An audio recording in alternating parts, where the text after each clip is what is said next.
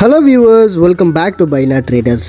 இதுக்கு முன்னாடி நம்ம அப்லோட் பண்ண வீடியோஸ்லாம் இன்டர்லாக் பிரிக்ஸோட பெனிஃபிட்ஸ் அண்ட் யூசேஜஸை பற்றி பார்த்துருந்தோம். இன்றைக்கான வீடியோவில் இன்டர்லாக் பிரிக்ஸ் ஹவுஸ் கன்ஸ்ட்ரக்ஷனில் எப்படி எலக்ட்ரிக்கல் லைனிங் கொடுக்குறாங்க அப்படின்னு சொல்லி பார்க்க போகிறோம்.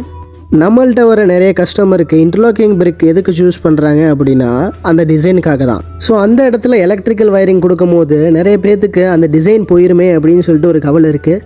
அந்த மாதிரி எதுவுமே நடக்காது. அது எப்படின்னு பார்த்தீங்கன்னா, நார்மலாக செங்கல்ல கட்டுற வீட்டில் நம்ம லாஸ்ட்டாக அந்த உடச்சி லைனிங் பூசும் போது என்ன ஆயிரும் அப்படின்னா செவரு ஒரே மட்டத்துக்கு வந்துடும். அந்த காரணத்தினால அந்த இடத்துல எலக்ட்ரிக்கல் லைனிங் கொடுத்துருக்கோன்னு யாருக்குமே தெரியாது.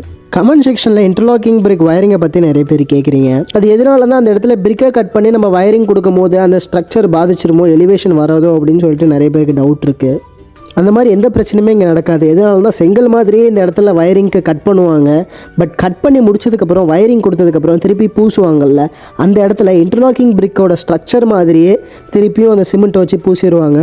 ஸோ அதனால் மேலே பெயிண்ட் அடிக்கும் போது நம்மளுக்கு இன்டர்லாக் பிரிக் ஸ்ட்ரக்சரில் எந்த ஒரு விதமான பாதிப்பும் ஏற்படாது. அதனால நம்மளுக்கு வயரிங் கொடுத்த இடத்துல எந்த பிசுரும் தட்டாது, நீட்டாக இருக்கும். இன்டர்லாக்கிங் பிரிக்கோட ஸ்ட்ரக்சர் அப்படியே மெயின்டைன் ஆகும். இதில் யூஸ் பண்ணியிருக்க எல்லா கிளிப்ஸும் சிவகங்கையில் இருக்கிற ஒரு பில்டிங் சைட்டை தான் நம்ம பார்க்குறோம். இந்த வீட்டில் எலக்ட்ரிக்கல் லைனிங் கொடுத்ததுக்கப்புறமும் இன்டர்லாக் பிரிக்கோட ஸ்ட்ரக்சர் அப்படியே மெயின்டைன் ஆச்சு.